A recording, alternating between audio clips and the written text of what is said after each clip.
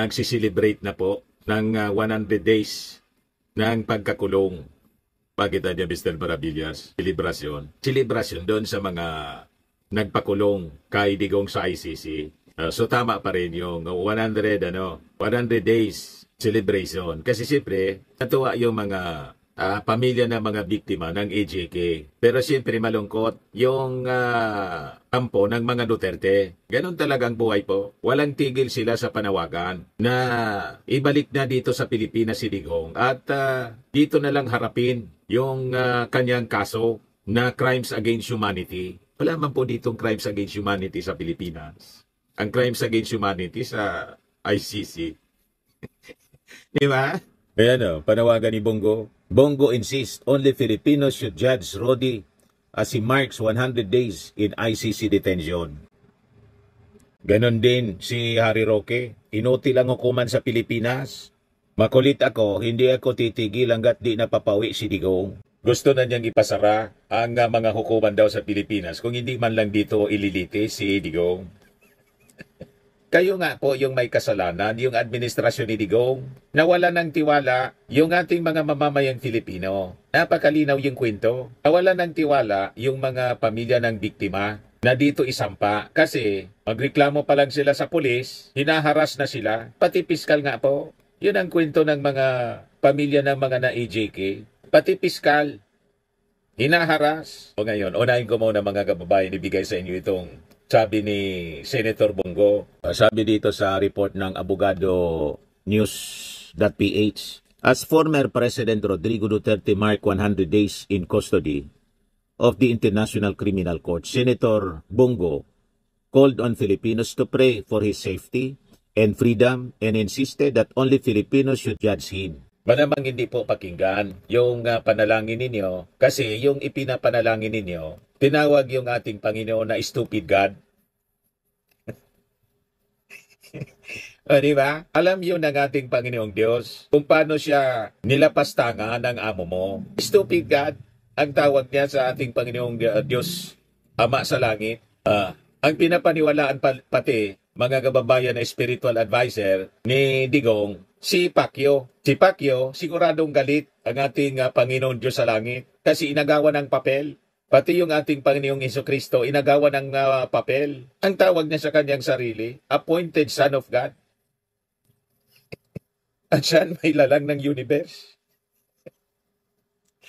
Talagang kaya inayaan ng ating Panginoong Diyos na makulong. Una si Pacquiao, sunod si Digong, para bigyan sila ng leksyon. Na hindi ganon. Hindi pwede ang paglalapastangan ninyo sa ating Panginoong Diyos. Naintindihan mo na yan, Bongo. Itong tinatawag mo na nananalangin kayo, hindi man yan pakikinggan ng Diyos sigurado. Tinawag ba niya na stupid God? Tinawag ba naman niya, yan ang ibig kong sabihin, na stupid God ang Diyos pagkatapos pakikinggan yung inyong mga prayers? Ano kayo, siniswerte?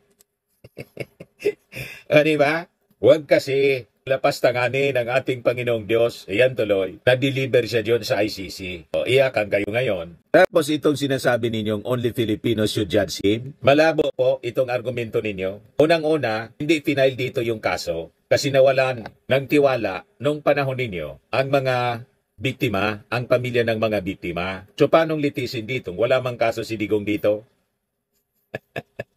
Kung bakit nawalan ng tiwala na i-file sa Korte ng Pilipinas yung reklamo ng mga biktima dahil sa kagagawan mismo ng amo ninyo. You see? At saka, ang patunay na mahirap ang hustisya pag ang involved Duterte na ma-serve para sa mga biktima. Bakit po? Tingnan ninyo yung impeachment case laban kay Sara Duterte. Anong ginawa ninyo sa Senado? O diba? Umasta na kayo. Kayo yung Senator Judge. Nanumpa kayong Senator Judge, kayo na yung defense lawyer ngayon. Lalo na si Bato.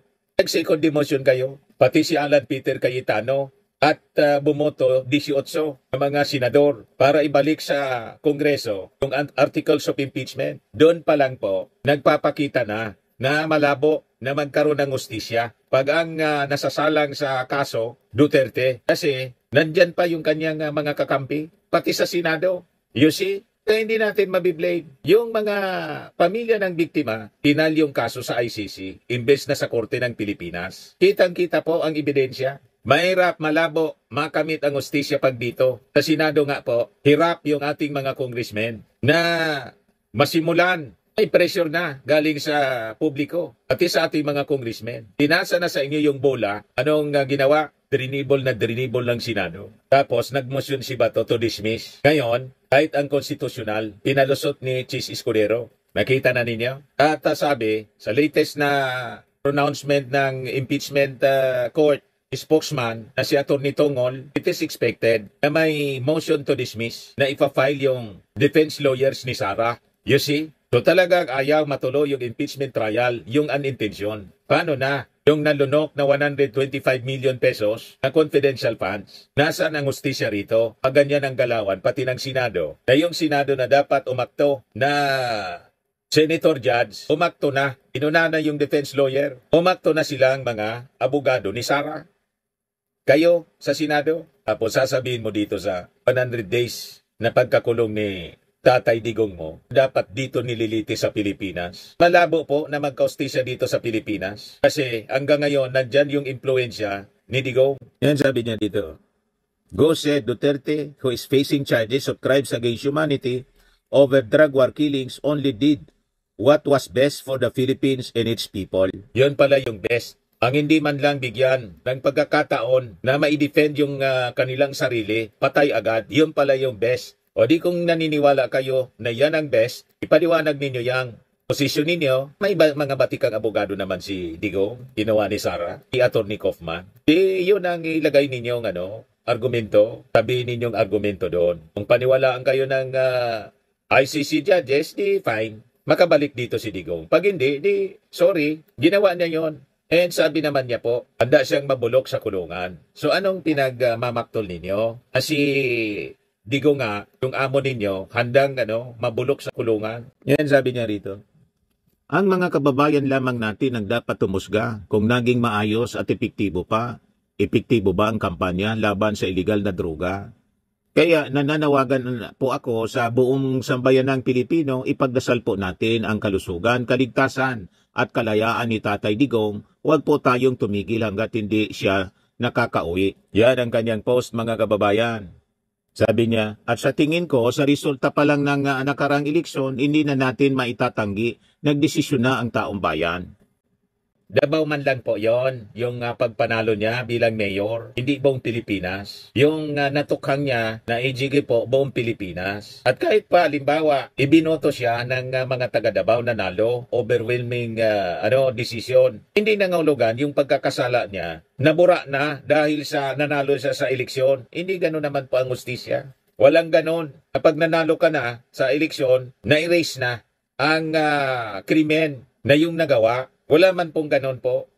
Kahit sa banda ng mundo, walang ganong uri ng hustisya. Kapag ikaw ay kapatay ng napakarami, mandidato ka, tapos nanalo ka uli, bura na, erase na lahat yung iyong pagkakasala. Walang ganon. Kahit ka pa manalo, papanagatan mo yung krimen.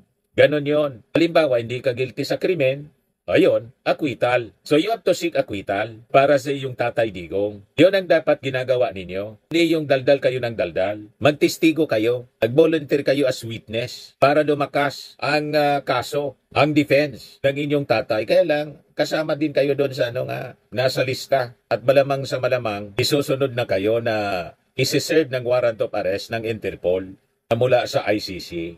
Ganon yun eh. Huwag ninyong sisihin yung administrasyong ito kasi walang kinalaman ang administrasyong ito sa kaso. Ang kasong yan, ang may gawa ng kaso po, kayo, yung Tatay Digong ninyo. Ang complainant, yung mga biktima ng war on drugs. Ang ating gobyerno, ang ating Pangulo, sumunod lang sa rule of law in obligations, international obligations, tulad ng ating obligations sa Interpol. Ngayon, wala sa kontrol ng ating Pangulo ang desisyon ng mga complainants. Pinili ng mga complainants na i-file sa ICC kasi nawala ng tiwala sa ating hustisya. Ang rason kung bakit nawala ng tiwala, kayo pa rin yung administrasyon ng Tatay Digong ninyo. Hindi nakita ng mga complainants na magkakahustisya. Kasi ang ebidensya na malakas pa rin hanggang ngayon ang impluensya ng Tatay Digong mo itong kay Sara Duterte kaso sa impeachment. Napati kayo na mga senator judge, 18 kayo, ibinalik yung articles of impeachment sa Kongreso para makalusot si Sara. Ayan ang problema eh. Kaya itong mga pinagagawa ninyo dyan sa Senado, imbis makatulong, nakamonitor yung ICC, hindi ito makakatulong sa kaso ni Tatay Digong ninyo kasi isipin, grabe pala niya. Talagang ma-influence pa talaga niya yung mga Duterte sa Pilipinas. Pati yung Senado niya, tuta ni Digong, tuta ni Sara. Di ba? Yan ang iisipin ng International Criminal Court judges. Just imagine niya yung mga senator judge nag-aktong defense lawyer na ng akusado. Tama po, mga kababayan, yung ating mga analysis. O ngayon, bumanat na naman po si Harry Roque. Gusto nang ipasara yung mga husgado daw dito sa Pilipinas. Mga hukuman dapat nang isara. Gusto mong isara yung mga hukuman dito kasi may kaso ka rito. Wanted ka kasi. Ayan sabi ni Harry Roque. Inutil ang mga hukuman sa Pilipinas. Yan ang matapang na batikos ni dating presidential spokesperson Attorney Harry Roque. Galit siya kasi sa ICC nililiti si Digong. Imbes daw dito sa Pilipinas. Ayon kay Roque, kung hayaan ng pamalaan na dayuhang hukuman ang umawak ng kaso laban sa isang dating pinuno ng bansa, mas mabuti pang isara na lamang umano ang mga hukuman sa Pilipinas. Wag kami Attorney Harry Roque, yan ang gusto mo na isara yung hukuman dito sa Pilipinas kasi may kaso ka rin dito. Pag sarado na, di lusot ka na. Ayan na, mga kababayan, yung pagraran ni Harry Roque. Nalitisin ang Tatay Digong sa mga krimen na di umano'y naganap sa bansa. Isara na natin ang Korte Suprema. Isara na natin ang lahat ng hukuman sa Pilipinas. Dahil ibig sabihin, inutil ang hukuman sa Pilipinas. Naintindihan niyo ba yun? Nagwawala na si Harry Roque. Sabi ko sa inyo mga kababayan, mga ilang weeks pa siguro, baka masiraan na ng bait ito si Harry Roque. Stress na siya sa mga trouble na napasukan niya. Wala man sa kanyang nagsabing pumasok siya sa gulo. Siya man lang ang wala mang nagsulsul sa kanya. Personal choice niya ang pumasok sa gulo. Pagkatapos ngayon, stress na